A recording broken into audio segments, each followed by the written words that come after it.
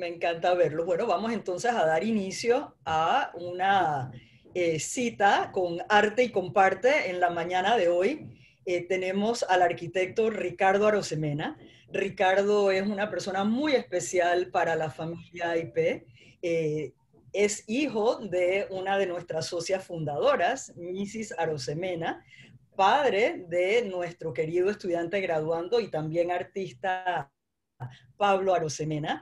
Y además de todo eso, también es el arquitecto que diseña nuestro colegio y que se ha encargado de todas las adiciones, los edificios adicionales que hemos estado construyendo en los últimos años. Ricardo es un arquitecto que se sale de la norma, es un arquitecto con mente propia, una capacidad de entender los gustos de sus clientes y de aportar a sus vidas unos diseños que harán que sus años en sus obras sean definitivamente mucho más placenteros. Más que yo hablar del resumen de Ricardo, quisiera pedirle a Humberto que por favor lo introduzca a las personas que están hoy con nosotros y también felicitarte a ti, Humberto, por estas iniciativas que están enriqueciendo muchísimo nuestro canal de YouTube y obviamente a nuestros estudiantes que por primera vez en sus vidas tienen acceso a profesionales del calibre de Ricardo. Bienvenido, Ricardo, a nuestra clase de Arte y Comparte. De verdad que can't wait to listen to you. Gracias. Muy bien, Humberto. muchísimas gracias, Yeta. Bueno, tenemos aquí a un nuevo amigo y también a una persona que va a ser parte, por supuesto, de Arte y Comparte y de los Art Influencers, que es una serie de charlas y conversatorios con personajes relevantes en el arte y la cultura de nuestro país. Por ejemplo, hemos tenido a Elena Garús, la pintora Elena Garús, al fotógrafo Fernando Bocanegra. También hemos tenido a Brooke Alfaro, que la semana pasada pues dio una charla muy exhaustiva sobre su obra. Y también hemos tenido a la diseñadora Silvia Escamilla, también la diseñadora española. Tuvimos también a el arquitecto Patrick Dillon. Eso significa que tenemos tuvimos también al cineasta José Luis Rodríguez. Tenemos a un grupo de personas que han influido y todavía influyen en nuestro país.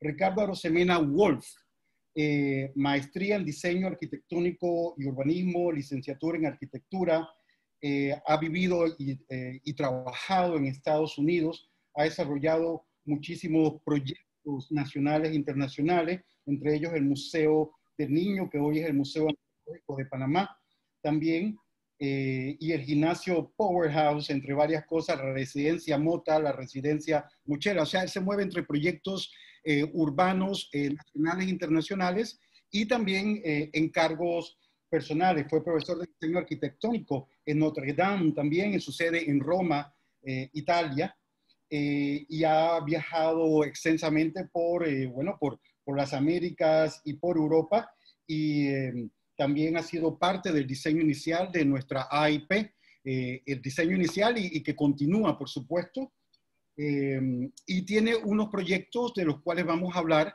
en estos momentos, y has recibido, bueno, muchísimos premios y reconocimientos internacionales. Por ejemplo, el premio Magno de la Sociedad de Ingenieros y Arquitectos, el premio Ferguson también de la Facultad de Arquitectura, distintas premiaciones, entre ellas la última ha sido la Sociedad Panameña de Arquitectos, de Ingenieros y Arquitectos, la distinción de honor residencial unifamiliar, entre muchas realmente. Bueno, bienvenido Ricardo, muchísimas gracias. Vamos a comenzar haciéndote una de esas preguntas que inmediatamente nos tocó cuando empezamos a conocernos y hablar acerca de tu obra arquitectónica, urbanista.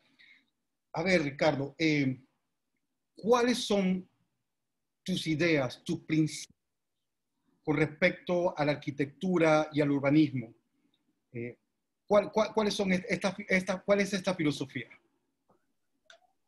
Bueno, yo diría que para mí la arquitectura no se trata solamente de hacer objetos individuales, sino se trata de ver en realidad la imagen más amplia y tal vez tratar de ver a través del tiempo, porque cuando uno hace un edificio, ese edificio tiene una vida que en los mejores casos pasa generaciones. Entonces, es un ejercicio no como que de diseño de objetos, sino en realidad un tratar de imaginarse cómo ese proyecto afecta a todo lo que hay alrededor y cómo también se comunica con lo que viene más adelante y también con lo que vino antes. Esa es una de las cosas que más me apasiona a mí de la arquitectura, es mirar esa visión amplia. Esa visión amplia, ¿no? Que según lo que hablamos también tiene unos parámetros teóricos, unos parámetros también de surgimiento de esta idea, ¿no? Tanto a nivel internacional como la aplicación que tú haces. ¿De dónde viene? Bueno, históricamente por miles de años la arquitectura se practicaba de una manera local y era un ejercicio casi artesanal. Entonces, los lugares que se hacían con arquitectura eran muy, muy orgánicos y muy del lugar. Hace más o menos 100 años, con las guerras mundiales, el mundo estaba buscando renovarse totalmente y surgió la idea del modernismo y se volvió una ideología que acaparó el mundo entero. Y lo que sucedió fue que todas estas prácticas que fueron la manera en que se hacían los lugares por miles de años, se les dio la espalda. Entonces, hace algunas décadas hubo gente que empezó a cuestionar cómo es que hemos ignorado, cómo es que hemos abandonado conocimiento milenario de cómo hacer ciudades y cómo hacer pueblos. Y no solo eso, sino que se dieron cuenta que desde el punto de vista ecológico, porque ya cuando los seres humanos empezaron a preocuparse por el medio ambiente, no fue hace mucho, hace bastante poco, se empezaron a dar cuenta que estos lugares en realidad tenían mucho que enseñarnos en términos de cómo coexistir con la naturaleza. En términos de enseñanza, yo sé que tú nos has hecho una estupenda selección de imágenes para reconocer un poco estos espacios y culturas que dices. Si nos las podrías enseñar, por favor. Y mientras tanto, quiero darle la bienvenida a nuestros alumnos, alumnas, que yo sé que están aquí con ganas de en Arte Comparte de escuchar a Ricardo. Y también a los invitados, a las personas que estamos interesados en escuchar sobre su trabajo. Cuando quieras, puedes, por favor, ayudarnos a visualizar un poco más tu filosofía. Súper.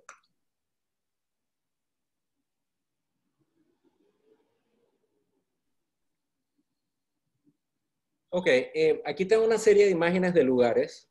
Algunos de esos lugares, todos aquí los van a reconocer, otros tal vez no.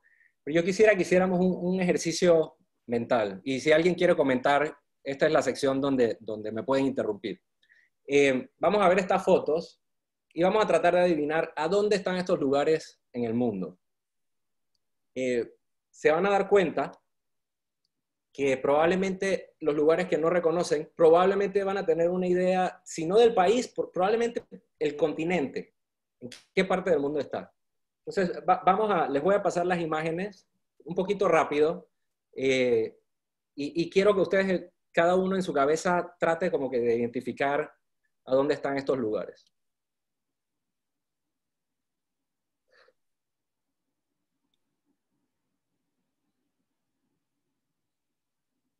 Si alguien quiere comentar porque sabe dónde están, lo pueden hacer.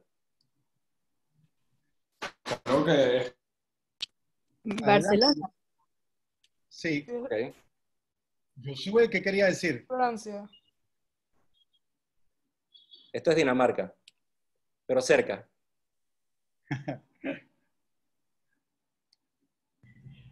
Wow, eso parecía Panamá. Eso es Grecia. No, ¿qué Esto era? es Panamá. Eso es Panamá, ¿verdad? Sí, sí es Panamá. Es una comunidad en Verá. En Verá, exacto. En Grecia. Grecia, esto es Santorini. Santorini, sí. Santorini. Exacto. Japón. Japón. Ajá.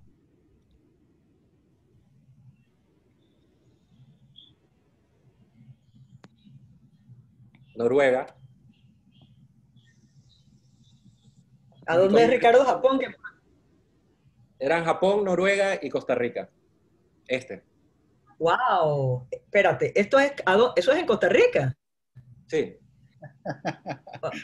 Claro. Esto parece Panamá. Bueno. Y luego Ricardo va a hablar un poquito más sobre esa imagen.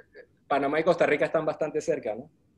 Bueno, También Costa Rica. Imágenes, yo creo que, o sea, por un lado, la variedad es impresionante. Cada lugar tiene una esencia, un espíritu del lugar, lo que en inglés se llama sense of place, que es totalmente singular, son irrepetibles. Y cada lugar está íntimamente conectado al clima, a la geografía y a la cultura de las personas que los hicieron. Casi que solo mirando estas fotos podemos imaginarnos cómo es la gente que vive ahí, sin haber estado ahí y en algunos casos ni siquiera sin saber a dónde es. Entonces, hay una armonía entre todos esos edificios y hay una armonía con la naturaleza que no es forzada, es orgánica. Estos lugares son la mejor imitación de la naturaleza que el ser humano ha logrado crear hasta hoy. Entonces, ¿cómo son así? ¿Por qué son así? Porque fueron hechos con patrones. La gente que hizo esos lugares y a través de generaciones tenía una idea compartida de cómo se deben hacer las cosas. Cada lugar y cada elemento nació de soluciones prácticas a desafíos absolutamente locales. Y resulta que estos lugares que se hicieron de esa manera son extremadamente adaptables y son reciclables. Entonces, por eso es que pueden durar miles o cientos y a veces miles de años. Lo único que necesitan es que la gente lo siga viviendo y ellos son capaces de adaptarse. No hay nada arbitrario, prácticamente no hay desperdicio y detrás de cada techo y cada puerta y cada ventana hay una explicación lógica de por qué eso está ahí y por qué se hizo como se hizo. Entonces, de ahí viene la armonía entre cada uno de esos edificios y por eso es que cada uno es único. Entonces, hace como 100 años más o menos, como mencioné antes, los lugares se dejaron de ser así. Estaban en la mitad entre las guerras mundiales y el mundo, en realidad estaba buscando una visión nueva, de una civilización nueva. Y entonces, al mismo tiempo surgió esta idea del modernismo, que se convirtió en algo tan poderoso que acaparó la arquitectura del mundo entero. Todas las universidades y todas las publicaciones y todo el campo de la arquitectura se metió en fila con el modernismo. Entonces, hoy en día, por ejemplo, las universidades que enseñan arquitectura que no sea modernista, las puedo contar alrededor del mundo con una sola mano. Así de poderoso se volvió este movimiento. Entonces, yo lo resumiría, para los que no lo entienden o no lo conocen, lo resumiría bajo las siguientes ideas. Y esto es un resumen personal mío. Uno, la idea de un estilo internacional, un estilo para usarlo en todo el mundo por igual, inspirado específicamente en la tecnología. O sea que la arquitectura no cambia de lugar a lugar, sino que cambia con la tecnología. La idea de que la casa es una máquina para vivir. Y esta idea nació de la pluma de este señor Le Corbusier, que fue uno de los primeros líderes de este movimiento y uno de los más influyentes todavía hoy. Sus libros todavía son lectura obligatoria para todos los estudiantes de arquitectura del mundo. Entonces, Le Corbusier dijo que la casa es una máquina para vivir. Entonces, ya la arquitectura dejaba de ser sobre crear hábitats y relacionados con la naturaleza y con la naturaleza de la gente, y se convertía en algo así como diseño industrial. Entonces, ¿cuál es el problema con esa visión? Cuando uno diseña una máquina, uno no se preocupa en realidad de lo que está fuera de la máquina. Uno se preocupa por el funcionamiento de la máquina. Entonces, cuando uno diseña una máquina, esa máquina se puede instalar en cualquier lugar del mundo, en cualquier fábrica. Y eso es lo que tenemos con la arquitectura modernista, es que no es una arquitectura del lugar. Entonces, otra idea del modernismo, que si no estás experimentando, no estás haciendo arquitectura. Esto suena súper cool, y cuando la gente está estudiando arquitectura se siente, eso lo empodera mucho a uno, al estudiante de arquitectura. Pero si pensamos bien, paramos un momento y pensamos bien, digo, aparte de que la experimentación es necesaria para el progreso de la humanidad, eso eso es innegable. Pero en la ciencia y la medicina, los experimentos se practican en laboratorios o en grupos controlados, no se practican con el público. La ingeniería no practica o experimenta en edificios de verdad, practica en modelos. La gente que diseña carros experimentales, esos carros no son para vender, son para experimentar. Sin embargo, en la arquitectura, cuando hablamos de experimentación, y que si no estás experimentando, no estás haciendo verdadera arquitectura, básicamente estás experimentando con la gente. Y con esos experimentos nos tenemos que quedar, funcionen o no, por mucho tiempo.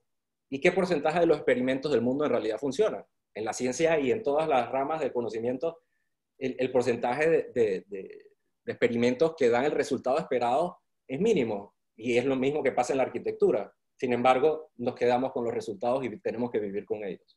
Entonces, el tema de la experimentación en la arquitectura es algo muy sensitivo, cuando en realidad se ha vuelto uno de las ideas principales. O sea, todos los arquitectos sienten que tienen que experimentar en todos los proyectos, porque si no, no son arquitectos. ¿Cuáles son los peligros entonces, Ricardo, de esta corriente modernista llevado a un extremo, digamos, de absolutismo casi, ¿no? Absolutismo de imagen, ¿no? Peligros en términos de la estética y de las relaciones locales con cada espacio, con cada cultura. Bueno, uno de los peligros es la pérdida de identidad local. Entonces, cuando pensamos en un lugar, si yo quiero ver Panamá, tengo que ir al Casco Viejo porque en el resto de Panamá no me siento que estoy en Panamá. Eso digamos que es un efecto secundario de esto. Pero también tiene implicaciones ecológicas. Porque cuando tú dejas de diseñar para el lugar, y con los materiales del lugar, y de las maneras que se ha aprendido y se ha evolucionado un lenguaje arquitectónico por miles de años, lo abandonas y aceptas una idea arbitraria, empiezas a hacer edificios que consumen muchísimo más de lo que podrían consumir si estuvieran diseñados de una manera adaptada. O sea, y de una manera usando el conocimiento local. Dentro de este comentario, no solamente de los peligros, sino a plantear, digamos, el modernismo como movimiento arquitectónico, no lo confundamos, queridas alumnos, alumnas, con los movimientos artísticos. En arquitectura se llamó el modernismo también, pero no lo confundamos con este periodo de las artes, el modernismo en arquitectura. Y este comentario que haces acerca de cómo se llevó este movimiento, los extremos, ¿no? El elemento de crítica. ¿Cuál podría ser, cómo podríamos incluir un elemento de crítica personal, de crítica social activa a los espacios, a la cultura, a este tipo de propuesta intelectual y artística en la práctica? Bueno, una de mis críticas principales es esta idea de que cada tiempo tiene que tener su arquitectura. Ok, eso también suena súper atractivo y suena hasta lógico, pero hay que pensarla mejor. Primero que todo es arbitrario. O sea, ¿cuándo acaba un tiempo y empieza el otro? ¿Cuándo es ayer y cuándo es mañana? Esta mañana ya es ayer. Entonces, si yo soy un arquitecto que va a llegar a hacer un proyecto en algún lugar, y yo pienso que mi trabajo es crear algo de mi tiempo, eso significa que todos los edificios que están alrededor mío, yo no tengo que armonizar con ellos, porque esos son del pasado, no importa que terminaron de construir hace un año, esos son del pasado y yo me tengo que destacar. Entonces, si pensamos en el efecto de esa idea versus los lugares que yo mostré al inicio, donde hay una armonía que se hizo a través del tiempo, donde la gente no estaba tan preocupada por reflejar, reflejar, reflejar, sino que estaba preocupada por crear el mejor lugar posible. Esa idea ha sido súper, súper dañina. Y entonces lo que ha generado es un caos. Y por eso es que los edificios modernistas por lo general se enseñan como en estas fotos, solos. Solos, porque no son capaces de crear hábitats. Y ese para mí es el trabajo principal del arquitecto. Que no son capaces de crear hábitat. Y también te quería, para terminar esta parte, para poder ir avanzando, sabes que yo sé que nos vas a querer presentar esos proyectos fantásticos que hemos conversado y que me has mostrado, representantes importantes del modernismo en Panamá, pero que tú piensas que tienen otra cualidad distinta a la crítica que has comentado.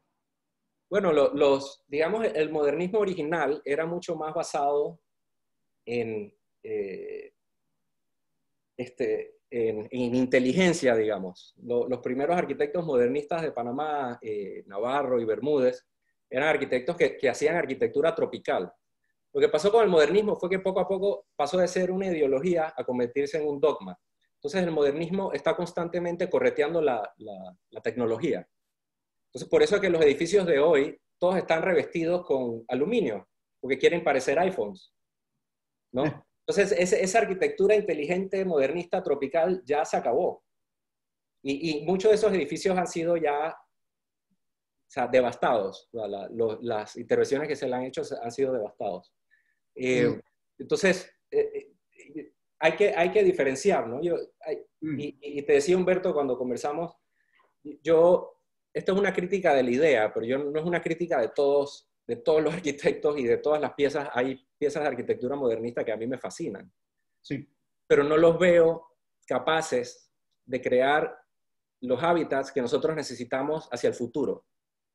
No son capaces. No lo han hecho en 100 años. Ya es un movimiento histórico y no lo han logrado hacer en ningún solo caso. Sin embargo, tenemos todos estos lugares hechos sin ideologías, dando soluciones prácticas que siguen reciclándose y reciclándose y reciclándose y siguen siendo lugares válidos y van a seguirlo siendo dentro de 300 años. Los edificios que tenemos en la ciudad ahorita, todos van a desaparecer en los próximos 100 años, todos. Sin embargo, el casco viejo va a estar ahí. Ahí va a estar. Y antes de continuar, muchísimas gracias, antes de continuar a los proyectos que nos vas a presentar, solamente para comentar para los alumnos dos cosas. Ricardo J. Bermúdez, el gran arquitecto y poeta panameño, nacido en Taboga, uno de los representantes más importantes de nuestra intelectualidad y la cultura. Tenemos que hablar eventualmente de él, pero para que lo recuerden, Ricardo J. Bermúdez. Y también, entonces, pensar en Brasilia. Brasilia, la capital creada en Brasil bajo unos parámetros modernistas. Eso es otro ejemplo del modernismo en América Latina. Y entonces, por supuesto, entonces Ricardo nos va a presentar su proyecto, su puesta en práctica de estos conceptos filosóficos y activos, real. No solamente idea, él es práctica. Gracias. Ok, sí. Antes de empezar los proyectos, solo les quería enseñar a los estudiantes rapidito, la inversa de lo que hicimos al inicio. Solo que, vamos a hacerlo más rápido. Ok, esto es, ¿a dónde pensamos que es? Eso es de que Punta Pacífica. Esto es en China. En China. Esto es en Rusia, ellos tienen su tornillo también. Eso en Moscú. En tornillos, sí. Singapur, Londres, muy dolorosamente, y Panamá.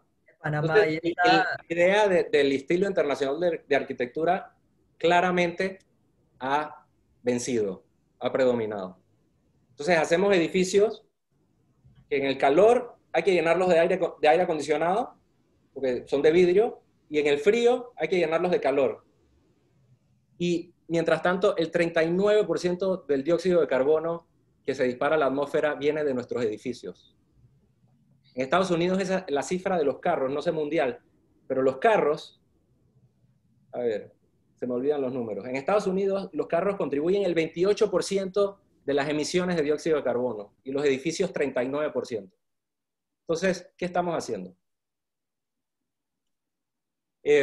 Hace décadas, gente empezó a pensar sobre esto. Es un señor que no es arquitecto, es escritor, ha sido muy crítico, es un señor muy controversial. Les recomiendo su TED Talk, que es para matarse de la risa, porque es muy sarcástico. Pero es un señor que siempre invita a la gente a no ser, James Howard Kunstler invita a la gente a no ser consumistas, a ser ciudadanos, no ser consumistas. Otro señor que ha sido muy influyente y que empezó los movimientos, digamos, donde vinieron las ideas, donde vengo yo, fue este señor que ha escrito muchísimos libros, es arquitecto, y es muy conocido por sus caricaturas y por sus dibujos que de una manera muy básica nos enseñan las cosas más fundamentales de cómo hacer ciudad. Este señor era tan crítico del modernismo y tan detestado en la mayoría de las universidades que le llaman Darth Vader, lo detestan. Pero poco a poco se fue volviendo, hay gente que lo empezó a escuchar, gente que estaba cuestionando todo esto, y se volvió una figura muy importante y de sus ideas nacieron muchos movimientos, incluyendo el nuevo urbanismo, que tal vez muchos de ustedes han escuchado hablar de nuevo urbanismo. Nació de las ideas de Leon Crier. Entonces, la universidad donde yo fui, estas personas eran bienvenidas, a diferencia de otras universidades. Y de ese background es que vengo yo, que es una visión más humanista de cómo crear el futuro. Gracias. Esa es la primera parte. Sí. ¿Esa propiedad dónde es y de quién es? Esa propiedad está en la mitad entre el valle y la carretera panamericana. ¡Qué belleza! No voy a decir quiénes son los clientes porque. Muy bien. Por su privacidad. ¡Wow!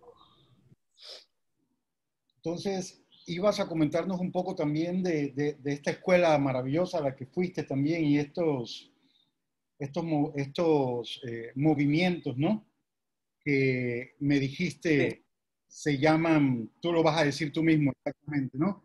Bueno, hay muchos movimientos. Los movimientos tienden a ser temas, tienden a ser pasajeros, ¿no? Así que yo en realidad, a pesar de que estoy de acuerdo con el nuevo urbanismo y estoy de acuerdo con el movimiento que está detrás de mi universidad, por ejemplo, que es un movimiento más clasicista, yo trato de aprender y ver qué es lo que estoy de acuerdo de cada movimiento y hacerlo mío.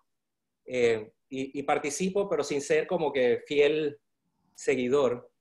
Pero hay movimientos fuertes, principalmente intelectuales, que han como que rescatado el conocimiento de cuál es el valor de estos lugares que ignoramos por tanto tiempo, que vimos como piezas históricas que no tenían nada que enseñarnos, solo eran para verlas y para ir ahí a tomarse un vino, pero después irse a vivir en una caja de vidrio. Entonces, es un movimiento bastante revolucionario, es gente radical, y poco a poco han ido ganando espacio, en parte porque yo creo que hay una desatisfacción alrededor del mundo con el estado de las ciudades.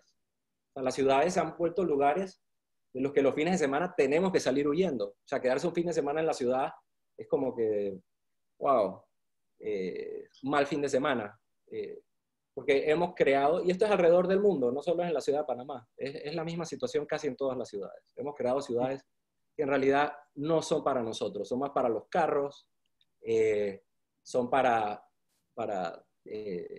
hacer dinero, pero no son en realidad lugares para tener una calidad de vida y para crear comunidad y para crear sociedad, una sociedad sana. En este sentido de la comunidad, de la sociedad sana, sí te voy a pedir, por favor, que empecemos a ver esos estupendos proyectos que nos tiene por cuestión de tiempo. Okay. Y sobre la marcha, entonces vamos hablando quizás de estas líneas bueno, de estas escuelas que tú dices también, obviamente son varias, pero tú me recuerdo que mientras buscas las imágenes, hablaste del nuevo urbanismo, de New Urbanism, ¿no? Y también algunos conceptos relacionados con eso que nos lo vas a mostrar en la práctica, como el Geography of Nowhere, la geografía de ningún lugar realmente, ¿no? Mientras, por favor, nos enseñas estos estupendos trabajos. Ok. Bueno, la idea del Geography of Nowhere, bueno, es un libro del escritor James Howard Kunstler que les mostré hace un rato, donde él hace una crítica de la ciudad que hace a la persona un consumidor y no un ciudadano, ¿no? Y él principalmente se enfoca en Estados Unidos, porque en Estados Unidos es donde esto en realidad se ha llevado más al extremo. La manera en que se hacen los suburbios, tú en Estados Unidos no te puedes dar cuenta cuando llegas a un lugar si estás en una costa o en la otra, a menos que vayas a las ciudades. Los suburbios son todos idénticos, siguen los mismos patrones y son patrones donde la gente es tratada como consumidor. Entonces, él creó este concepto del Geography of Nowhere, que fue muy poderoso, es muy poderoso. Y es algo que yo siempre tengo en mente en mi trabajo. Una cosa que tratamos de hacer en mi oficina es que nuestros proyectos todos se vean del lugar. O sea, que una persona que lo vea del otro lado del planeta, así como hicimos con las primeras fotos que les mostré, puedan entender o tener una noción de qué parte del mundo está eso. Por lo menos si es del mundo tropical o del mundo nórdico. Yo siempre he tenido una fascinación enorme con la arquitectura de Azuero. Es tan humilde y tan hermosa que es algo que en realidad me toca el corazón. Es una arquitectura que nace de la tierra, está hecha con tierra y está hecha con madera. Ahorita es difícil imaginarlo, pero estos son lugares que eran ricos en árboles. Hoy en día con la ganadería y ya con cientos de años de agricultura, se ha vuelto una tierra muy árida, pero toda la madera con que se construyó el casco viejo vino de por acá. Y todos los trabajos, todas las puertas y todas las cosas, por eso se llaman las tablas, porque de ahí es donde venía toda la madera a la ciudad. Entonces, esto es un lugar que para mí siempre me ha capturado mi imaginación y he tenido la oportunidad de hacer un par de proyectos allá y los he hecho con muchísimo cariño. Esta fue una finca que hice cuando empezábamos nuestra oficina. Y en realidad todos estos proyectos no son míos, son del equipo de trabajo de nuestra oficina. ¿De qué año es la finca? ¿Perdón? ¿De qué año es la finca, perdona?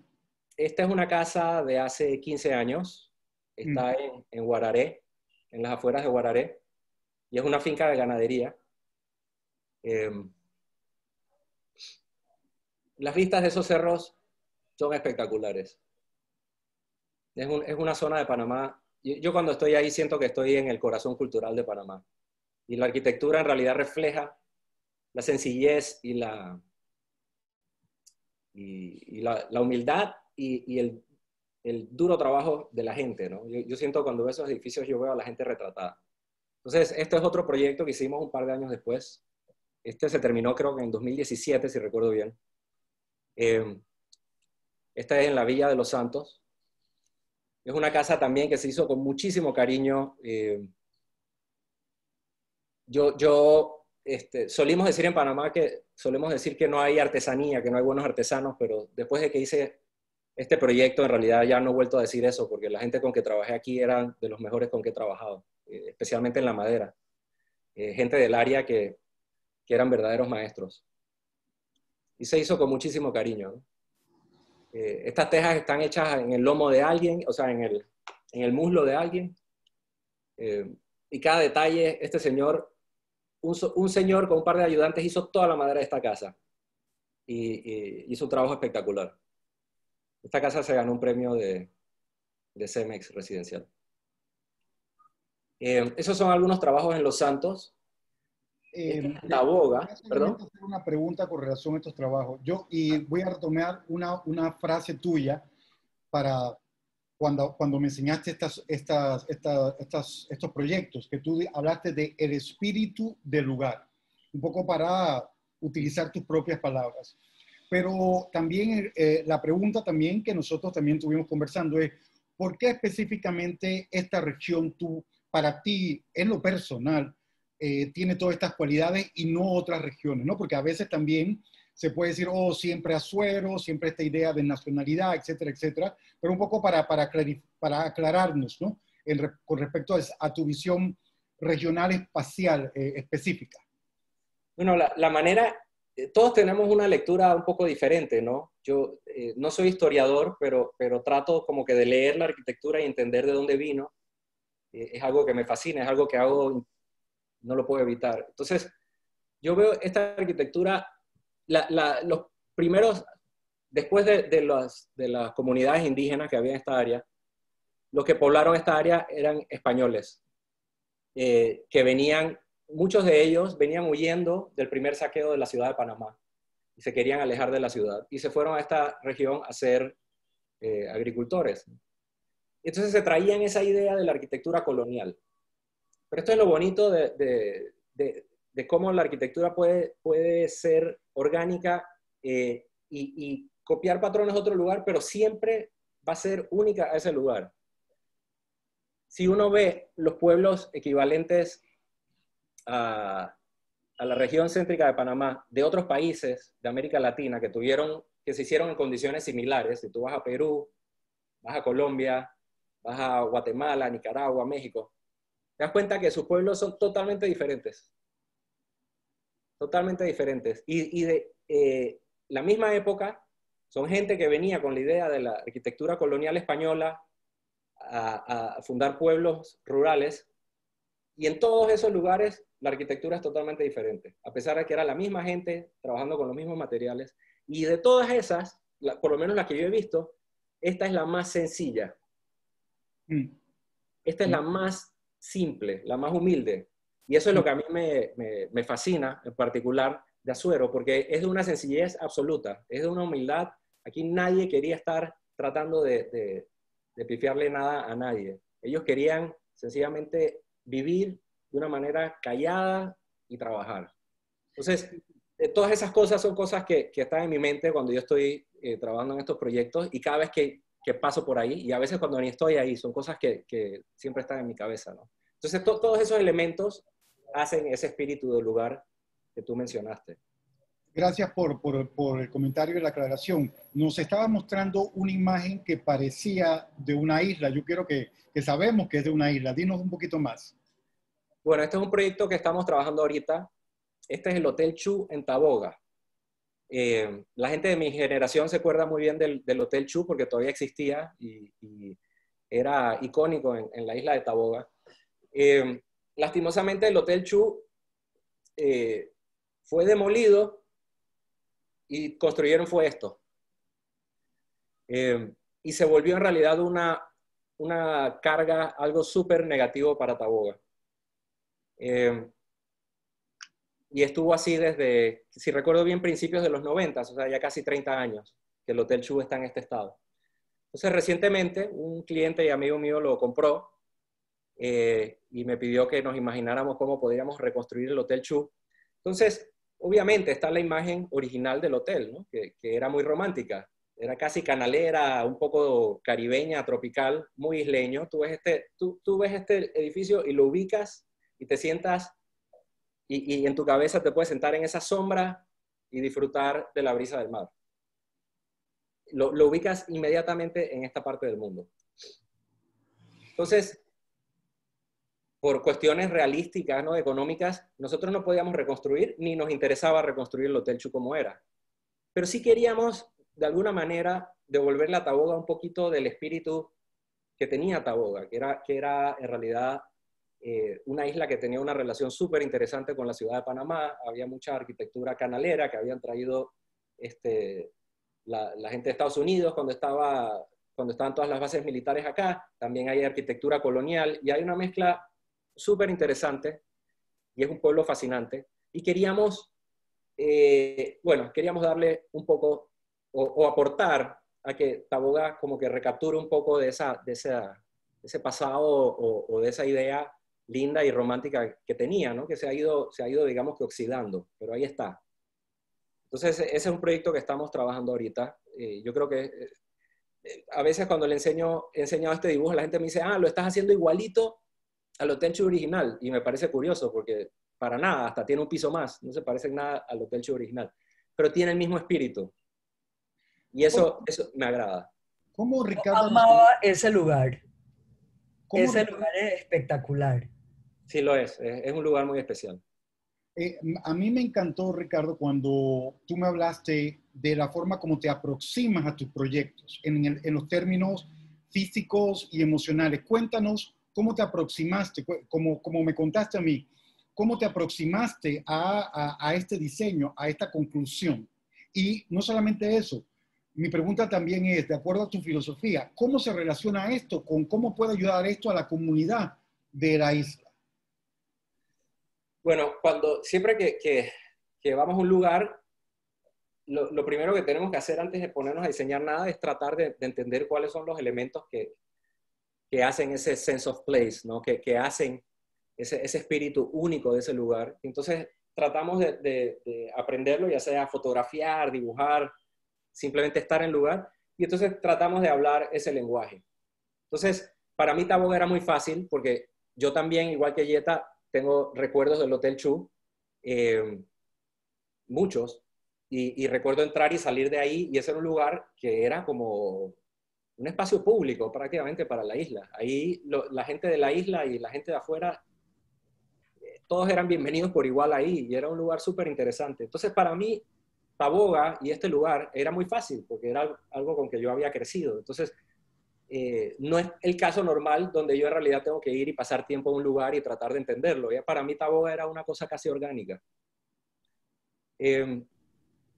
La segunda pregunta era sobre La comunidad.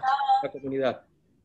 Bueno, todos los proyectos tienen un impacto en la comunidad y en la gente que los rodea. En la identidad de los taboganos, el Hotel Chu tenía un papel de varias generaciones de ser uno de los referentes de la isla, uno de los lugares de encontrarse. La familia que lo hizo era una familia de Taboga que estaba súper ligada con la comunidad, también eran políticos. Entonces, el Hotel Chu está totalmente conectado con el pueblo de Taboga de muchas maneras, muchas más de las que yo me puedo imaginar. Cuando se enteran de que nosotros vamos a hacer este proyecto, en realidad lo que hemos visto es mucha emoción. Emoción de volver a tener eso que había, y también creo que para ellos es una señal de optimismo de que Taboga va a tener mejores tiempos, porque ha estado económicamente deprimida por buen tiempo, y mucha Sabes gente que se ha tenido que ir. coincido 100% con eso que acabas de decir, y me parece valiosísimo para nuestro país que se esté recapturando, que se le dé un revamp a Taboga. Yo, cuando estaba buscando una propiedad en la playa, le decía a Paolo que yo mataría por tener una casa en Taboga.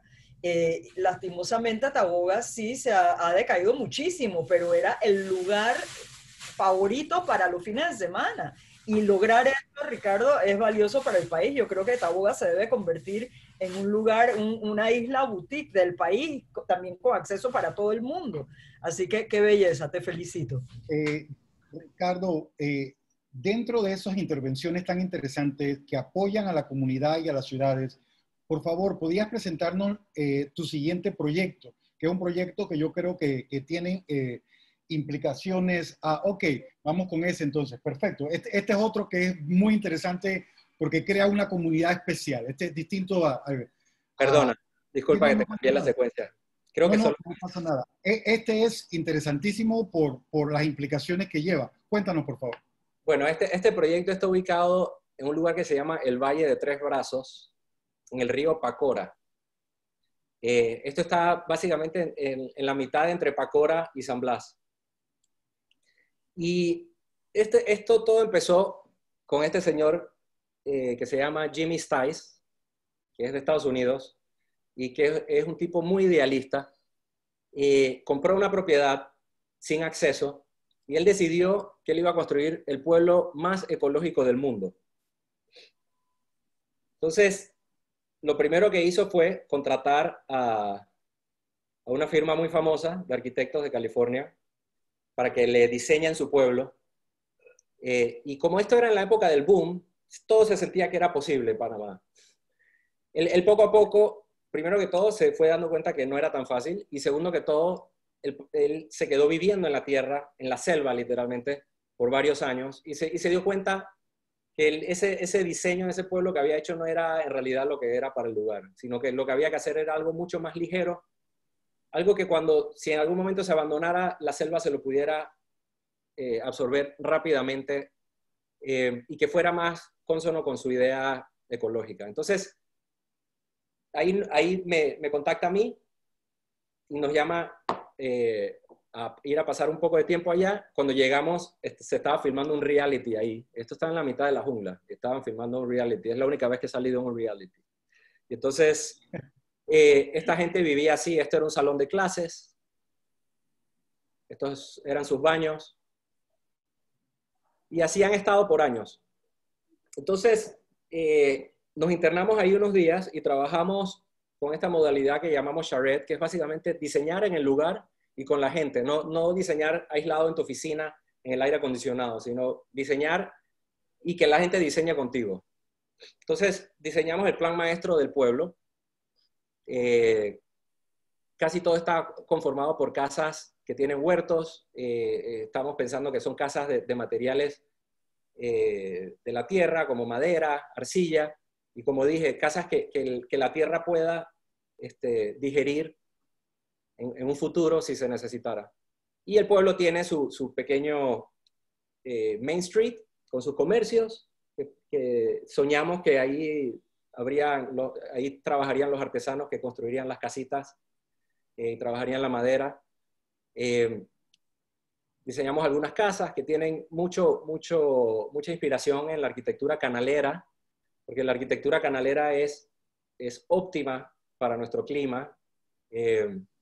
Está totalmente pensada para funcionar sin aire acondicionado, para lidiar con los mosquitos y todas esas cosas. Entonces, es arquitectura que todavía es relevante y que yo siempre estoy mirando cuando estoy trabajando con este clima.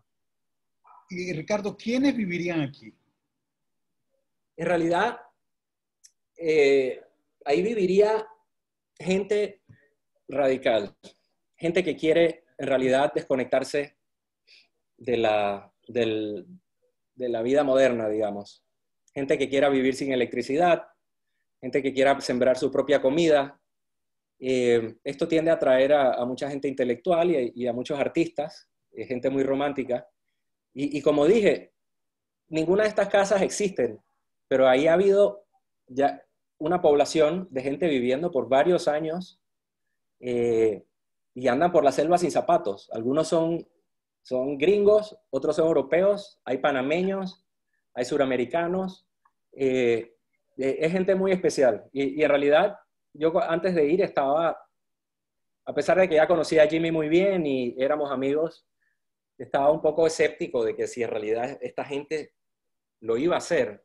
Y cuando vi cómo vivían, y cómo caminaban sin zapatos en el monte, como los campesinos del área, que es otra cosa, ellos se han acercado mucho a la gente local del área y los han incorporado a su proyecto y tienen una relación muy bonita con las comunidades rurales del área. Y son relaciones genuinas, no son tratando de sacarle provecho a esta gente. En realidad ellos quieren sentirse y quieren conectarse con las comunidades del área. Y esta gente les ha enseñado a ellos cómo vivir en ese lugar. Y esta economía, este espacio, esta utopía realmente, ¿no? Muy interesante, ¿no? Que realmente ha sido físicamente inventada allí, ¿no? Que me parece, wow, nuevo, maravilloso, no es la primera vez, pero es una experiencia maravillosa aquí en Panamá contigo, ¿no? Pero ¿cómo eso funciona, ¿no? En el sentido de los principios tuyos que eran un poco más de culturas, para entenderlo, ¿no? Culturas que llevaban mucho tiempo, pero esta es una cultura, una cultura de un grupo de gente que se inserta de repente, ¿no? En un espacio que no es el suyo. Sí, los arquitectos nos toca trabajar en lugares que existen y en lugares que no existen. Y este es un ejemplo de un lugar que no existe. La humanidad siempre va a necesitar construir más. La pregunta es cómo lo haces. Entonces, para mí, este lugar está totalmente dentro de mi sistema de valores porque es un lugar muy sensitivo a su ambiente, está muy conectado con la tierra y tiene una cultura. Entonces, lo que les iba a enseñar ahorita, por ejemplo, este es el plan maestro que nosotros hicimos cuando nos internamos allá. Ellos lo que han hecho, lo han puesto en un sistema de GPS y hace poco me mandaron esta foto y me dijeron, mira, la primera calle. Ahí está la primera calle de Caluyala, y con mucho orgullo. Es un lugar que va a crecer de una manera extremadamente orgánica. Y en realidad y creo que dentro de todas las posibilidades que existen hoy en día de crear esos nuevos lugares para vivir, porque seguimos creciendo como población, esta probablemente es la mejor para el medio ambiente, sin ninguna duda. Wow. ¿Qué tan lejos queda de AIP? Está como a hora y media, no está tan lejos. Not bad. Normal commute. Yo mataría por vivir en un lugar así. Qué rico poder tomar una decisión como esa. Se puede visitar, están todos invitados a visitar, tienen su primer hostal, ya está funcionando. Wow. Y ahí va. Yo Yo creo que me tengo que mover más rápido, Humberto, ¿no? yo creo también, te voy a pedir que intentemos avanzar, de alguna manera te lo dejo al criterio de lo que tuvimos en la conversación, un poco de lo que tú creas que pueda ser bueno para captar ya, no esa esencia, ¿no? Con un proyecto, porque ya hablamos de urbanismo, de creación de espacios nuevos, de rol del arquitecto con la tradición, pero también con la incorporación de nuevos elementos, ¿no? De repente alguna intervención que tú piensas que pueda ser como muy relevante, que nos impacte y que tiene esa influencia fuerte ahora mismo para nosotros. Bueno, lo que puedo hacer es, porque es que les voy a pasar los slides enfrente y es como decepcionante verlos. Así que lo que voy a hacer es que voy a hacer muy rápido. Ok, súper, gracias. Ok, este es un proyecto en Santiago donde estamos diseñando no arquitectura, sino urbanismo. Este edificio que ven aquí grande es la Normal de Santiago, que todos los panameños deberían visitar en algún momento. Y no solo por su estructura, sino por su historia y lo que significa para Panamá y ha significado. Entonces, estos amigos clientes compraron este lote vacío grande que se ve a la mano izquierda para diseñar una urbanización. Trabajamos, como mencioné, como hicimos en la selva, lo hicimos aquí también. No diseñamos solos, diseñamos con todos los participantes. Nos encerramos un par de días, sacamos un proyecto. Esta urbanización, para mí es importante enseñárselas porque aquí había un grupo que quería hacer una comunidad con una muralla, que es lo que todos quieren hacer hoy en día, una muralla y una garita. Logramos convencerlos de no hacerla y de hacer un barrio que estuviera integrado a Santiago. ¿Por qué? ¿Qué le diría un muro y una garita a la gente que vive afuera de ese muro? Que te tengo miedo, que yo no soy, tú eres diferente a mí. Entonces nosotros lo hacemos al revés. Nosotros hacemos un parque en el centro del proyecto, invitamos a toda la gente de Santiago que venga a disfrutar de nuestro parque. Hacemos una escuela, que es lo que se ve a mano derecha, para que todos los niños que viven aquí y en los barrios alrededor puedan ir caminando a la escuela. Y hacemos comercios para que la gente que vive aquí pueda ir caminando al chino en vez de tener que montarse un carro para ir a comprar un cartón de leche. Entonces, bueno, esto es un diseño, como dije, estos son dibujos del tipo que hacemos en estas actividades. Es un trabajo rápido, súper interactivo, súper intenso y al final salen estos proyectos que logran capturar la inteligencia de todas las personas que participan. Este es un proyecto en Volcán que hicimos con la gente de un grupo cívico de Volcán que nos llamó para ver cómo capturaban la esencia del lugar de su pueblo, porque Volcán es un lugar geográficamente hermoso, pero urbanísticamente y arquitectónicamente no tiene ningún tipo de identidad ni ningún tipo de belleza. Fuimos a Volcán, este es el parque principal, del parque central de Volcán. Fuimos a Volcán y empezamos a ver la arquitectura del lugar, ver cómo entendíamos el lugar y les hicimos este diseño que básicamente implanta algunos edificios nuevos, pero principalmente mejora las aceras, se preocupa por hacerlo mejor para los peatones, porque hoy en día no hay ni una acera en Volcán.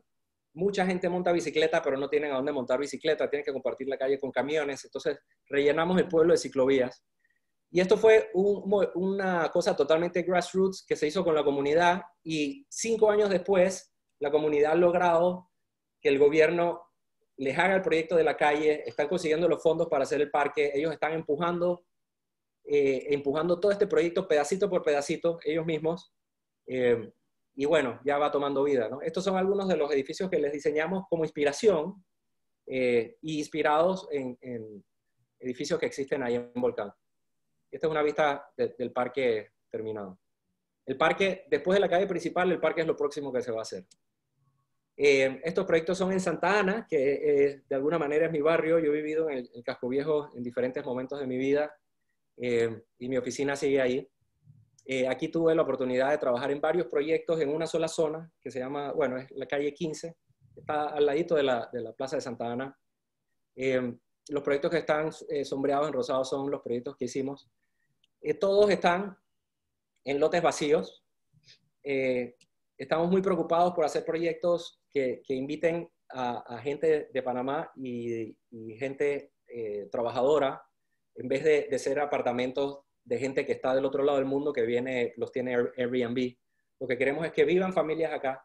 Y todos estos proyectos se diseñaron para que puedan ser comprados por una familia con 2 salarios mínimos. Estos son proyectos que si tú los compras, vas a estar pagando mensualmente entre 350 y 450 dólares mensuales. Este es el primero, que se llama Casa Balcones. Esta es la fachada atrás. Son apartamentos súper compactos, pero la alternativa a este apartamento, en términos de costo, para una familia, es irse a vivir a Pacora o irse a vivir a Capira. Esa es la decisión que ellos toman, ¿no? Me ahorro los 4, 5 horas en carro que no veo a mis hijos todos los días y vivo más céntricamente. No tengo patio y tal vez tengo un poquito menos espacio, pero tengo la ciudad, tengo toda la zona histórica, la oferta cultural y tengo una comunidad. Entonces, este es otro que se llama Casa Quijano. Estos proyectos van a empezar a construirse ahorita. Y este se llama Casa Corsi. Este fue el primer concepto. Son apartamentos súper, súper compactos y muy económicos. Para una familia. Casa Corsi en honor de Demetrio Corsi, el Del poeta Demetrio Corsi, sí. De Santa Ana y el gran poeta del pueblo, sí. Exactamente. Bueno, y este último proyecto, a pesar de que lo enseñé de último, es el primer proyecto de estos, es el ancla cultural. Santa Ana era el corazón cultural de la ciudad y el corazón comercial de la ciudad. Eso se ha ido perdiendo al punto que Santa Ana es un barrio que pierde miles de habitantes todos los años por el tema de la basura, por el tema de las pandillas, por el tema de que está feo. Entonces, esto era el primer Hogar Malambo. Algunos de ustedes tal vez saben que el Hogar Malambo es hoy en día todavía un orfanatorio de niñas. Este fue la sede original de ese hogar, que tiene una historia interesantísima, me encantaría contársela, pero es muy larga. Pero bueno, este edificio se había abandonado y era en realidad un hoyo negro en la mitad de Santa Ana. Ocupa casi una cuadra entera. Entonces, decidimos con los promotores de todos estos proyectos que este iba a ser nuestra ancla cultural. Ya se ve al fondo la Plaza de Santa Ana. Entonces, vamos a hacer un edificio que en vez de estar cerrado, está totalmente abierto. Vamos a abrirle puertas por todos lados. Y va a ser un edificio que va a tener un teatro, porque eso es lo que es Santa Ana. Santa Ana era el lugar de los teatros. Y ese teatro va a estar rodeado de galerías de arte, va a estar rodeado de oficinas para pequeños empresarios, va a tener fondas, tanto de chefs famosos panameños como de chefs del área, gente que hoy en día tiene fondas, y también tiene apartamentos. Entonces, imagínense el contraste entre este mundo y lo que vivimos del otro lado de la ciudad. O sea, donde la gente no quiere estar cerca de ningún tipo de actividad social y vivimos detrás de murallas. Este es un lugar donde tu apartamento está dentro de este centro cultural. Entonces, todo el piso de arriba son apartamentos y están casi todos vendidos. Bueno, y el último proyecto que les voy a enseñar es en Costa Rica, y lo enseño de último porque ha sido una labor muy grande de mucho tiempo y de alguna manera reúne todas estas ideas que les he mencionado. Este es un lugar que hicimos de cero, se llama Las Catalinas, está en la costa pacífica de Costa Rica, y era un proyecto muy, muy sensitivo porque era en un área naturalmente hermosísima, pero con mucho desarrollo alrededor. Entonces, el desarrollo de esta tierra es inevitable. A 2 bahías hay hoteles enormes. Entonces, el señor que compró esta tierra, que está sentado ahí a mano izquierda, tenía un sueño de crear un lugar donde él quiere vivir y donde él quiere que sus hijos vivan. Entonces, en el 2007, invitó a un grupo de arquitectos, principalmente de Estados Unidos, pero algunos de la región, algunos de Guatemala, y yo era el único panameño, a juntarnos una semana a hacer un charrette y a diseñar qué se podía hacer ahí, que no fuera destructivo para el medio ambiente, que tenga todas las cualidades de los lugares donde queremos vivir, que sea divertido, donde se pueda disfrutar de la naturaleza, donde uno se pueda hacer viejo, donde los niños puedan andar libremente por las calles. Entonces, diseñamos un plan maestro que al final ocupa 18% cuando esté construido en su totalidad, que va a tomar como 20 años más. O sea, un proyecto de 30 años que en su totalidad ocupa 18% de la tierra. El resto, el otro 82% es una reserva natural. Entonces, regresamos un poco a tu pregunta anterior. Ok, estamos de alguna manera cortando árboles, estamos impactando la tierra, pero ¿cómo lo estamos haciendo? Lo estamos haciendo de una manera que es perdurable y en la que la naturaleza se puede adaptar a nosotros y nosotros a ella, o estamos arrasando con todo y haciendo un desastre del lugar. Entonces, este lugar hoy en día está construido, la huella que ven acá, lo que está en rojo son los proyectos que hemos diseñado nosotros en nuestra oficina. Y se ve más o menos así. Esa playa es una de las únicas playas en Costa Rica que tiene bandera azul. O sea, bandera azul es básicamente cero contaminación. Hay playas en Costa Rica, que es un país que cuida mucho sus playas y su medio ambiente. Hay playas en Costa Rica en parques nacionales, donde no hay nada a cientos de kilómetros alrededor, y no tienen bandera azul. Y aquí hay construcción constantemente. Entonces, eso demuestra un poco el compromiso que tienen todos los involucrados con el medio ambiente. Y así es como se ven las Catalinas hoy en día. Las calles, no hay carros, los carros no pueden entrar. Hicimos un lugar totalmente peatonal para niños y para bicicletas, básicamente. Y todo el mundo que llega ahí se quiere quedar a vivir ahí, que es lo que queríamos, ¿no? que era nuestra meta. Ricardo, qué maravilla wow, qué espacio este. Tú nos estás planteando todo el tiempo la pregunta de dónde queremos vivir, cómo queremos vivir, cuál es nuestra idea de vivir bien también y cómo queremos vivir también con el entorno y la naturaleza. Yo creo que podemos seguir esa charla a partir de estos fantásticos proyectos, de tu obra, de tu trabajo, e invitamos ahora a los alumnos, alumnas, a que nos pregunten si quieren acerca de, bueno, también tú tienes elementos, obviamente tú hablas de belleza, de estética, de estilo de vida, de economía. No sé si alguna persona, algún estudiante quisiera comentar algo, ¿no? ¿Qué percibe, por lo menos, sobre todo de estos últimos proyectos, de la relación con la naturaleza, ¿no? Que tú nos das también, ¿no? Bueno, me encantaría que hicieran preguntas y hablaran y dieran sus impresiones, buenas o malas. Bueno, ok, yo quisiera decir que me parece que usted tiene un concepto artístico increíble y quedé fascinada con todos los proyectos que ha hecho y que tiene en marcha. Y, ok, yo el año pasado pensaba en ser arquitecta, pero a la vez como que no estaba muy segura, pero después de que usted habló su perspectiva y de cómo planeaba todo, quedé como inclinada a explorarlo un poquito más. En verdad me encantó su presentación. Me alegra mucho. Wow. Una de las cosas que a mí me hizo enamorarme de la arquitectura, en realidad fue cuando estaba estudiando arquitectura, porque uno muchas veces se mete en carreras y no sabe lo que son, no saben de qué se trata. Y cuando empecé a estudiar arquitectura me di cuenta que había un elemento de mejorar la sociedad, había una manera a través de la arquitectura de hacer las cosas mejor para todos. Eso fue lo que en realidad a mí me pareció fascinante y me cambió la perspectiva, porque yo probablemente igual que tú pensaba que arquitectura se trataba de hacer formas, ¿no?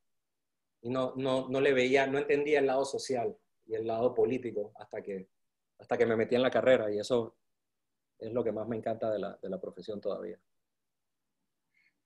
¿Alguien más que quiera hacer algún comentario, no?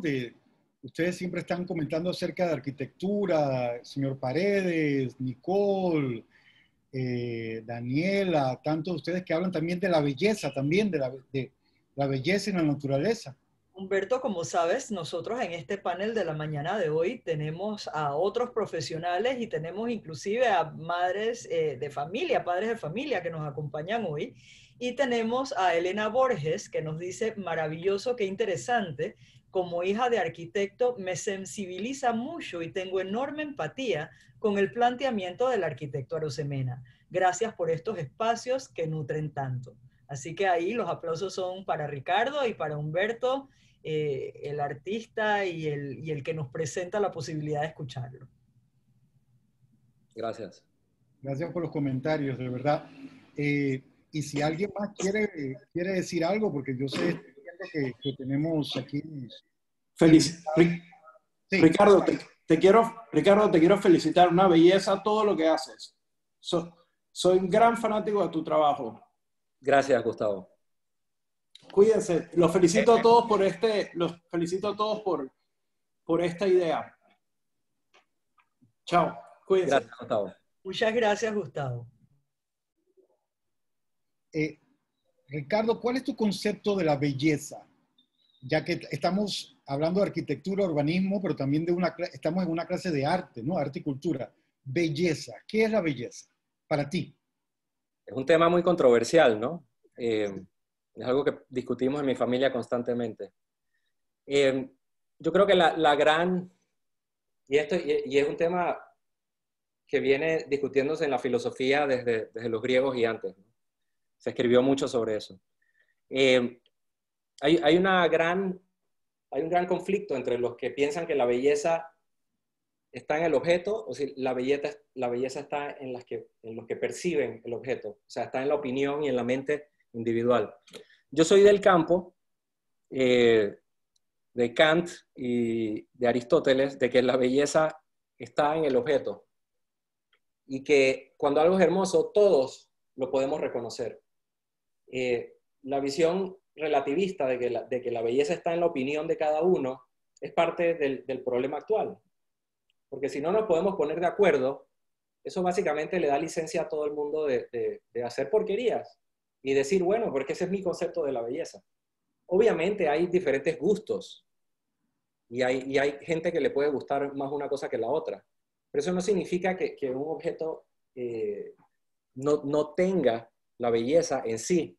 Y esa belleza, por lo general, la gente que ha pensado más y escrito sobre eso viene de la naturaleza. O sea, nosotros vemos bello lo que vemos en la naturaleza. Y nosotros, como seres humanos, somos naturaleza. Por eso nuestro cuerpo en el Renacimiento era considerado la obra más bella de la naturaleza. Y por eso es que los pintores renacentistas pasaban toda su vida solamente pintando el cuerpo humano, porque era, ¿para qué voy a perder el tiempo pintando árboles si tengo la pieza más hermosa que ha hecho Dios, la tengo aquí? Entonces, pero es un debate interesante, en realidad, como en la filosofía no hay un vencedor claro, pero para mí, y la manera en que yo veo mi trabajo, yo pienso que la belleza está en el objeto y es algo que todos tenemos la capacidad de apreciar. El gusto es otra cosa. Eso sí es individual y es subjetivo. Yo puedo estar atraído más al cine que a la pintura, o puedo estar atraído más a una pintura que otra. Pero no es discutible si la pintura es bella o no. Ahora, gran parte de lo que hace eso, para mí, que se hace hoy en día en el arte y en la arquitectura, es objetivamente horrendo. Y a veces casi que esa es la intención de los creadores, es hacer algo feo para shock, porque quieren llamar la atención. Entonces, la belleza es importantísima y es algo que yo creo que todos los arquitectos deberían tratar de corretear.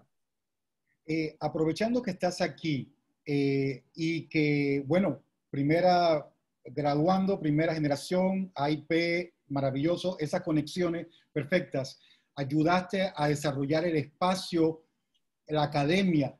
Ahora, aprovechando que estás aquí, ¿cuál fue tu concepto, tu balance, balance real, teórico, práctico, educación y espacios? ¿Cómo creaste ese, cuál fue tu idea con la AIP? Bueno, una de las cosas que introduje cuando empecé a trabajar, digo, hay que aclarar, ¿no? Que los principales cuerpos de la escuela los hizo el arquitecto Jiménez antes que yo, cuando yo estaba empezando a estudiar arquitectura. Y yo empecé en la escuela a trabajar ya muchos años después, básicamente a ampliarla y arreglarla. Una de las primeras cosas que hice, por ejemplo, fue introducir los ladrillos. Yo sentía y siento que los materiales naturales son esenciales para una buena sensación, para una sensación de acogida. Entonces empezamos a meter ladrillos, yo no lo sustentaba desde un punto de vista teórico, pero lo que estaba buscando era esa sensación, que los estudiantes se sintieran, tengan una sensación de que la escuela los acogía, esa calidez del material natural. Entonces eso es algo que empezamos a hacer en nuestros proyectos y, perdón, es que me confundí. Empezamos a hacer en nuestros proyectos y poco a poco esos ladrillos fueron colonizando toda la escuela, en los edificios viejos, bueno, no viejos, pues, pero los edificios originales. Y ya se volvió como con un lenguaje que comparte la escuela y es algo que amarra todo. Y estoy muy satisfecho con eso porque siento que la escuela se siente bien, que era lo que estaba buscando. También yo pienso que un edificio tiene el poder de decir qué es. Entonces, si yo diseño una escuela, yo quiero que se vea como una escuela. Yo quiero que los niños se sientan que están en una institución, que hay que tomar las cosas en serio, es una institución que los quiere y los va a proteger, pero es un lugar donde también hay, ¿no? hay que aprender y hay enseñanzas. Entonces, yo quería que se sintiera como una escuela. Y el diseño de los edificios que hicimos, queríamos que los alumnos se sintieran de esa manera, o sea, que se sientan muy bien, pero también que estén en una...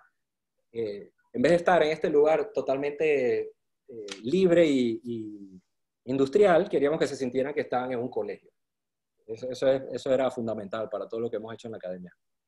Bueno, te agradezco muchísimo también porque antiguos participantes de este proyecto de Art Influencers, arquitectos y diseñadores como Silvia Camilla están hoy escuchándote desde Sevilla. Y Bruc Alfaro, por supuesto, que la semana pasada, el gran amigo, artista, arquitecto, también Bruc Alfaro, que están siendo parte ahora de este grupo de amigos de Art Influencers y de la clase de arte de 11º y 12º. Y queremos invitar alguna pregunta más, por favor, algún alumno, alguna alumna que tenga algún comentario.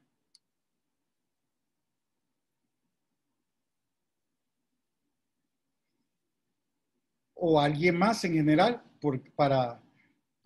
ya escuchamos la AIP, cómo sentirnos con la AIP, el sentido de estar allí, ¿no? Qué bonito que vamos a volver eventualmente pronto.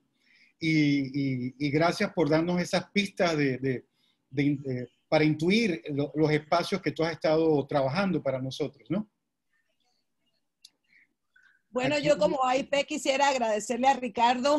Me siento muy contenta y orgullosa de que un exalumno de nuestra primera promoción nos presente un panorama tan inspirador y con un profesionalismo tan excelente. Espero que nuestros alumnos se puedan inspirar en el trabajo que Ricardo nos ha presentado hoy. Mil gracias, Ricardo. Gracias. Es un honor. Aquí tenemos una pregunta, yo creo que vamos a terminar con esta. Dice, ¿qué opinas? Es de Elena Borges, una pregunta arquitectónica. Escuchemos todo para dice, ¿qué opinas de la arquitectura empírica? Cuando invitas a los miembros de la comunidad a participar en la creación de proyectos, ¿tomas en cuenta sus conocimientos empíricos y métodos constructivos? Absolutamente. Todos los lugares que yo mostré al inicio, en su mayoría, no fueron tocados por un arquitecto, fueron construidos por gente. Y eso le llamamos, en la lengua de arquitectos, le llamamos arquitectura vernacular.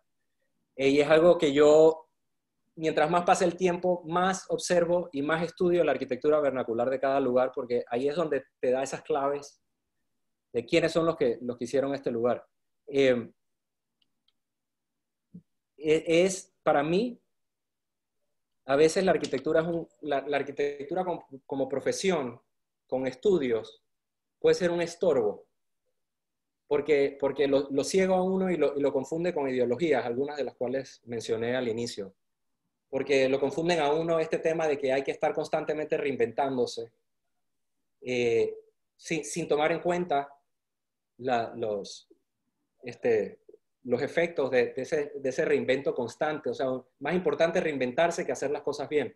La arquitectura vernacular es todo sobre hacer las cosas bien, porque es una arquitectura que no está tratando de proyectarse, es una arquitectura que está resolviendo de la mejor manera posible, con lo que esté más cerca a la mano, la situación de esa persona. Entonces, aquí tenemos ejemplos lindísimos. Regreso a Suero, toda la tradición de las casas de quincha, donde la comunidad se une para construir la casa de la pareja recién casada. Son cosas que ojalá no se pierdan, porque son valiosísimas y van mucho más allá de la arquitectura, o sea, porque ya es cultura, o sea, es la cultura expresada en una cosa, de la manera más pura y más hermosa. Así que definitivamente es algo que respeto más que los tratados escritos por Le Corbusier, ni por Leon Krier, ni por nadie. Respeto esos lugares y trato de aprender de ellos y trato de que lo que yo hago les haga justicia. O sea, que por lo menos se aproxime en calidad y en espíritu. Qué belleza, Ricardo. Yo tengo una pregunta. Cuando un cliente se acerca a ti, usualmente es porque conoce tu obra o viene con ideas preconcebidas que te toca a ti de repente cambiarlas para realizarlo muy a tu gusto o a tu estilo en particular. ¿Cómo funciona eso? Hay de todo, hay de todo. Y nosotros, o sea, yo trabajo muy de cerca con mis clientes y casi siempre nos convertimos en grandes amigos. Ha sido lo que ha pasado en estos casi 20 años que tengo haciendo esto. La mayoría viene por el trabajo. La mayoría viene por el trabajo y en realidad yo no tengo que convencerlos de nada. Siempre tenemos discrepancias, porque tú cuando estás diseñando algo con un cliente, la gente no piensa esto, pero uno tiene que... El cliente y el arquitecto tenemos que decidir a dónde está hasta el último tomacorriente. ¿Me explico? Entonces, son muchas decisiones, hay choques de cabeza, hay que trabajar juntos, pero yo encuentro que estos proyectos, estos proyectos que enseñé, los enseñé por una razón específica, pero yo hago todo tipo de cosas y me encuentro con todo tipo de cosas, pero en general, la manera en que yo veo las cosas encaja muy bien con la manera en que piensa la gente. La gente no está tan preocupada, o sea, la gente quiere lo mejor posible, no están preocupados en dogmas y en reflejar esto, reflejar lo otro, o que su casa parezca que viene de Europa, o que parezca que viene la gente lo que quiere son cosas bien hechas, y de hecho es al revés, muchas veces se identifican tanto con esta arquitectura del lugar que se vuelven más fanáticos que yo. Tengo clientes que me dan clases. Sí. Me encanta que así sea, porque eso quiere decir que hay esperanza. Yo claro quiero, sí. Antes de terminar y te agradecerte también, Ricardo, solamente comentar que dentro de en los próximos días van a salir los proyectos seleccionados de los alumnos de 11º y 12º inspirados en la obra de Bruck Alfaro. Van a salir en Instagram, en la cuenta Arte y Comparte. Proyectos maravillosos, súper talentosos, todos. Fue muy difícil escoger, pero tuvimos que seleccionar y todos inspirados en la obra de Bruck Alfaro. Que habló con nosotros la semana pasada, y también comentar de que estamos trabajando como proyecto final tercer bimestre la AIP Art Gallery, donde van a exhibir los alumnos y alumnas también sus obras ahora a final del tercer bimestre. Así que estar atentos a AIP Art Gallery. Y bueno, agradecerte realmente muchísimo, Ricardo, por todo, por compartir realmente por Arte y compartir con nosotros tu visión, tu filosofía, ha sido muy personal, ha sido también muy estructurada y muy práctica. Yo creo que eso es maravilloso y además muy cercana a nosotros dentro de la AIP, porque tú has tocado esos espacios en los que de una otra manera pues se convive, ¿no? Y se aprende. Se aprende y también este espacio nos ayuda a aprender un poco más. Y bueno, despedirnos ahora y Yeta, si quieres decir algo también final, encantadísimo. Bueno, una vez más, en nombre de la Academia Interamericana de Panamá y su junta directiva, les damos las gracias a todos los asistentes, a ti Ricardo por compartir tu arte y a ti Humberto por facilitarlo. De verdad que esta clase se está haciendo famosa ya. La gente habla de la misma y de todos los invitados especiales que vienen aquí a definitivamente compartir. Así que 1.000.000 de gracias a todos y nos vemos en un par de semanas con otro artista especial. Así que tengan un feliz fin de semana. Muchas gracias a todos. Gracias a todos, gracias Ricardo, gracias estudiantes, gracias invitados y amigos, familia de la AIP. Gracias, Ricardo. Gracias a ustedes. A ver, un saludo de la clase, una despedida, Ricardo, por favor. Lo máximo, Ricardo, la botaste. Lo máximo, de verdad. Yo quiero mudarme al lugar ese. O sea, así de inspirada quedé. Qué rico. Yo también me quiero mudar ahí. Qué rico. Digo, lo único que me estresa de vivir en lugares tan, no sé cómo explicarte, si vengo con los cartuchos del supermercado, ¿qué hago? O sea, ¿cómo me organizo para, o sea, we have to have people to help, porque oportunamente a mí me va a doler todo y no voy a poder subir las escaleras. Bueno, O sea, es muy, el diseño de ese lugar es muy complejo. O sea, hay lugares donde tú puedes asomarte, bajar tus cositas, pero el carro no duerme ahí. exacto, o sea, tienes que tener las facilidades para, digo, que casi tener un dumbwaiter en cada apartamento para poder subirás las escaleras, pero necesitas un elevador también, o sea, for all people Sí. does it work. Sí, no, sí, claro que funciona y hay carritos de golf y hay todo tipo de ayuda. O sea, tú puedes vivir ahí de una manera muy orgánica o puedes vivir como si estuvieras en un country club. O sea, sí, exacto. Está hecho por gringos. O sea, ellos saben cómo vivir cómodamente. ¿Y cuándo se abre a la venta esto? Porque sería súper cool comprar para invertir. Si no lo usas ahora, lo usas después. I don't know, pero comprar de que early bird pricing. Bueno, las Catalinas ya se está construyendo y vendiendo y hay gente viviendo desde hace... ¿Quién lo está vendiendo? Hay de todo. Hay apartamentos pequeños y hay casas chicas, hay casas más grandes. Y podemos hacer como un tour contigo y llevar a los chiquillos y ir a hacer un paseo. Ven acá, Humberto, organicemos algo y vamos en grupo. Me encantaría pandemia mediante. Pandemia mediante. De eso puede ser como una esperanza, como grupo de querer hacer algo divertido. Acabo de ver una pregunta que antes de cerrar no pude leer. A Gabriel Borges, gracias, y aunque sea recogerla después de que cerramos oficialmente. A ver, Ricardo, ¿cuál ha sido la obra que más le ha gustado en la cual haya trabajado? Muy buena pregunta. Uy, es difícil. Yo creo que en general tendría que decir las Catalinas como conjunto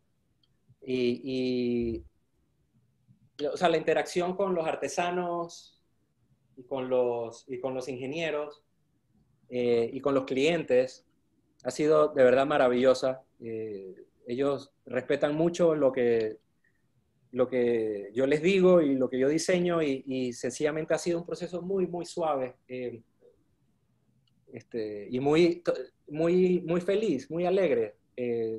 Yo en las Catalinas, cuando las casas se terminan, muchos de la gente que termina su casa termina invitando al contratista y a los obreros a un barbecue. ¡Qué belleza! Y todo lo que he vivido en mis otras experiencias profesionales al final de la construcción, el dueño de la casa no quiere ver al constructor porque es un proceso difícil. Y ellos en realidad tienen una cultura de llevarse bien y de tener como que mucha felicidad en lo que están haciendo. Entonces, trabajar ahí en realidad es una delicia para mí. Y Normalmente, un año normal voy allá como 6 veces. Este año solo he ido una vez. Y bueno, me hace falta, porque en realidad es uno de los lugares donde yo siempre llego como que a recargarme, ¿no? Es un Oye, lugar muy premio para especial. los chiquillos, un paseo a las Catalinas. Cuando esto se acabe, nos vamos todos. ¿Ah? Es divertidísimo. El mar ahí es espectacular y tienen 40 kilómetros de trillos de mountain biking, que los que les gusta el mountain biking, eso no existe En ninguna eh, en ninguna parte, en ninguna parte. Yo he oído, es súper Están lindo. hablando de dos proyectos distintos. Ricardo ¿Perdón? está hablando de Catalinas, que es en Costa Rica. Catalinas es en Costa Rica y el Gunayala o I don't Tú remember, estás hablando del de Caluyala. a donde sea que podamos ir. Bueno, sí, perdón, yo estaba hablando de las Catalinas porque me preguntaron cuál. Sí, sí. Caluyala vale la pena visitarlo, definitivamente. Es como viajar a otro planeta, ¿no? Qué Literalmente la gente anda sin zapatos por la selva. Yo No, cuando no, no. llegué con mis botas y mis jeans me sentía como el extraterrestre. Allá todo el mundo está Estaba de que viendo demasiado formal. y viven, ¿no? Y viven al aire libre. O sea, viven en hamacas al aire libre. Nosotros aquí nos morimos con los mosquitos y ellos en la mitad de la selva me dicen, no, es que aquí no hay mosquitos. Y son gente que creció igual que yo en la ciudad, pero han logrado adaptarse y tienen un espíritu súper bonito ahí. Jimmy, el que lo empezó, es un tipo carismático y ese él es como el alcalde, ¿no? Es súper simpático, vale la pena visitarlo. Ay, sí, Y vamos a ir allá. cocinan delicioso, con todo orgánico, o sea, ponen mucho empeño a la comida de que sea sumamente pura y orgánica y también muy rica. Entonces, es un lugar que vale la pena visitar. Y ellos parte de sus ingresos son las visitas, porque uno paga por ir o uno paga por quedarse. Entonces, ellos felices de que la gente llegue. Felices. Bueno, entonces that's a plan. Humberto, write it en nuestro pending list y nos vamos con el arquitecto Ricardo Arosemena, porque además tú vas con nosotros, o sea, no es de que vamos nosotros para allá y ya. Así que te estamos comprometiendo como el cierre del año posterior a la pandemia. Pero bueno, de verdad, gracias. Habrá que ir con hamacas y descalzos. Bueno, habrá que ir como hay que ir, en Rome as the Romans do. Y a bañarse en el río. Qué chévere, qué chévere. Estupendo, muchísimas gracias, Yeta, de verdad, Ricardo, por favor, ha sido un verdadero placer hablar contigo, conocerte y bueno, en estas conversaciones preparatorias también y bueno, vamos a colgar tu conversación, la conversación contigo en la página nuestra para que la puedan ver y sea también referencia, que sea documentación para los alumnos y para profesionales, obviamente, ¿no? Así Gracias, es. Humberto. Para mí el haberte conocido a través de esto también ha sido un placer enorme, así que bueno, me alegra tener un nuevo amigo y creo que la academia y los estudiantes están súper, súper bendecidos en tenerte, abriéndole los ojos a la cultura de una manera muy especial. Así que, gracias a ti. Ricardo, no sabes lo que para nosotros fue lograr que Humberto viniese. Fue una conversación en un barbecue en casa de amigos. O sea, fue de que, espérate, tú acabas de regresar, tú te vas a quedar aquí. O sea, tú de verdad no quieres hacer algo por el futuro de este país. O sea, te invito, ven a la academia. De una vez me dijo que sí, sin haberlo hecho. Y salen las mejores cosas, ¿no? Vida. O sea, esto fue de que wow, mega wow, y yo llegué, hablé con las socias y yo dije, mira, esta persona es lo máximo, you have to believe me, this is gonna be great. Y gracias a Dios, pues confiaron y aquí estamos con los resultados en vivo y a todo color. Y de verdad que creo que gracias a la pandemia, porque todo tiene su lado positivo, es que podemos lograr que entrar a tu casa y hablar contigo y que hagamos preguntas y que te conozcamos. Digo, yo aprendí de ti mucho más que hoy, en esta hora y media, más que en los 20 años que tengo de conocerte. Y me encantó escuchar quién eres como profesional. Me encanta lo que haces. Y sabía parte de, pero no el extent de. Así que, de verdad, una wow. cosa bien bonita también, Yeta, que ya tenemos a 2 padres, tenemos que ha sido invitado a Ana Elena Garuz, la pintora, Sí, y ahora también a Ricardo, ¿no? Tenemos a los padres incorporados también, totalmente. no por casualidad, pero sí por casualidad también dentro de la serie, ¿no? De las conversaciones. Totalmente, creo que esto ha sido maravilloso. De verdad que yo creo que tenemos que seguir así por mucho tiempo más en términos de las conferencias, porque valiosísimo, la comunidad lo está apreciando. Creo que van a regresar a nuestro canal muchas veces a volverlo a ver, y eso es importante. En educación todo se debe compartir y eso es lo que estamos haciendo ahora mismo con tu clase de arte. Así que, de verdad, mil gracias. Mil gracias.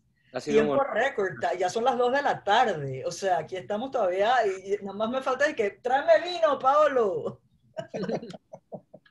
Que vamos a seguir aquí conversando, porque además qué rico poder conversar con gente interesante, ¿no? Bueno, y yo como la hermana tengo que admitir que nunca la había escuchado hablar tanto, excepto Oh cuando my cuando tenemos los debates sobre la belleza absoluta o relativa, que llevan más de 15 años por lo menos. Creo que esos son los debates más largos, pero de ahí lo de hoy fue genial. Sí, buenísimo, buenísimo, Eso, buenísimo. No. Tú sabes que yo siempre hablo de que yo me enamoro, ¿no? Yo me enamoro de la gente y yo siempre he sido number one fan tuyo, Ricardo, pero hoy, oh my God, y tuyo, Humberto, oh my God. O sea, estoy mega in love. De verdad que qué rico, qué rico, qué rico. Esto lo tenemos que seguir haciendo. Tengo un listado de otros papás que tenemos que invitar, así que te lo voy a pasar porque creo que tenemos una comunidad de artistas valiosísima en la escuela que debemos incorporar a la actividad. Y bueno, Gustavo Arango también, Gustavo está, él Ahí es padre de estaba familia. Gustavo, sí, que también hay que invitarlo para entrar en su oficina, en su casa, donde sea que esté diseñando, ¿no? Todo eso existe. y estemos súper atentos a los resultados de las obras inspiradas en Brooke, que Hay que súper. ponerle tarea a los chiquitos Ya para que vi hagan. vi la de Paulina Mota casualmente, para que estuvieron hablando de Paulina al principio. Sí.